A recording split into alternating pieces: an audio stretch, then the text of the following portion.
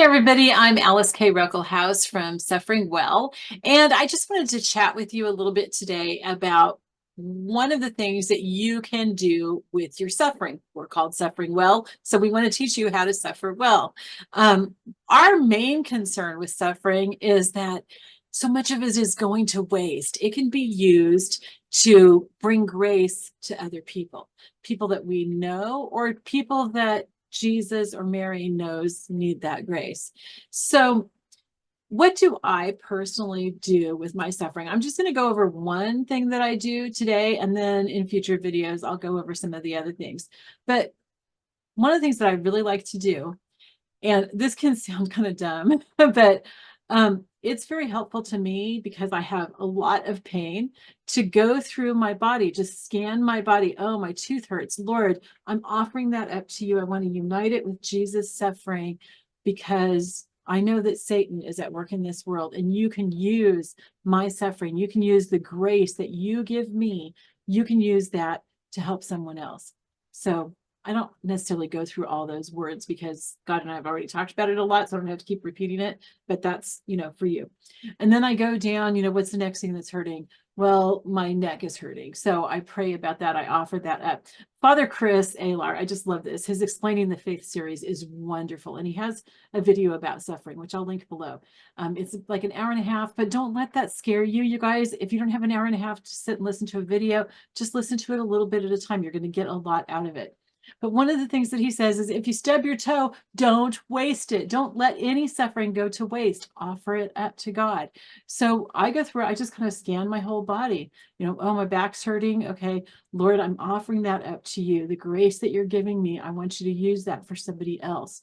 I want to unite my suffering with you. I want to have the fellowship of your suffering, which obviously our suffering is nothing close to the suffering that Jesus went through. But I like the way that one person says it, and I can't remember his name right now. I'll look for it and I'll link it below because it's also another really good video.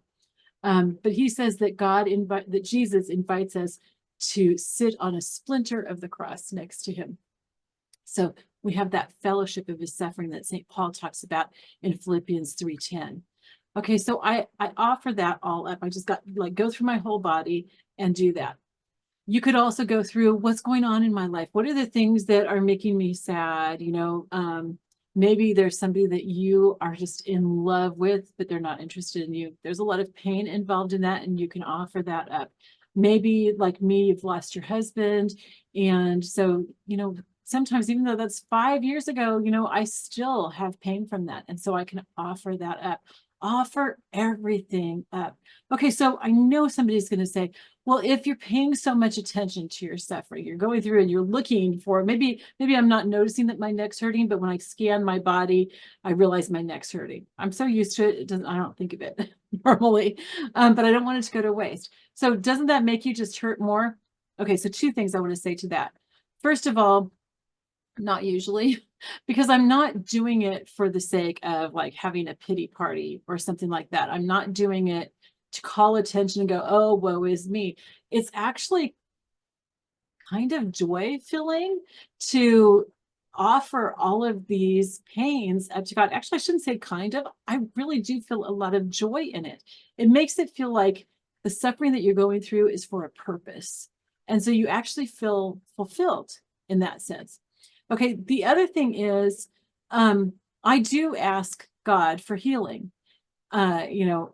James says you have not because you ask not. People ask Jesus for healing and stuff. So I do feel like it's okay for me to ask for healing, but also understand that God can say no. And it's okay if he says no. That is still an answer to prayer, and God is still good. But maybe he wants you to use it in a different way. If you've had that happen, read 2 Corinthians 12, and you'll see how St. Paul dealt with that and why he was having that happen to him. There are lots of different reasons why God may ask you to continue suffering. He may not ask you, he may not give you the option. You're just going to do it. But he has a reason for it and a purpose for it. And that's a really, really important purpose. And the main thing I want you to know is that it's not necessarily because of your lack of faith. A lot of people will say, oh, you've asked for healing, but you haven't gotten it, is because you don't have enough faith. Well, read what St. Paul said about that, because that's really not true. Sometimes it is the case, but quite often it's not. There are other reasons for it. So, but focusing on that, if it does for some reason make me hurt more because I'm focusing on that pain, I offer that up. And you know what I think? I think Satan probably hates that I'm offering this up so he doesn't give me more pain. Because if he does, I'm just going to offer it up. I'm going to offer that up to God. I'm going to unite it with Jesus' suffering and take that, Satan. So anyway, so that's just one of the things that I do to use my suffering for God, to suffer well. I hope that helps you. I would love to hear what you do or what your questions are. Go ahead and put those in the comments below. And while you're at it, if you could help us out by liking and subscribing, add a comment if my question there wasn't something you were going to answer, but just add a comment, share this with others. That way, this type of thing will get spread around. It'll help a lot of people. Thank you so much. I love you all. Bye-bye.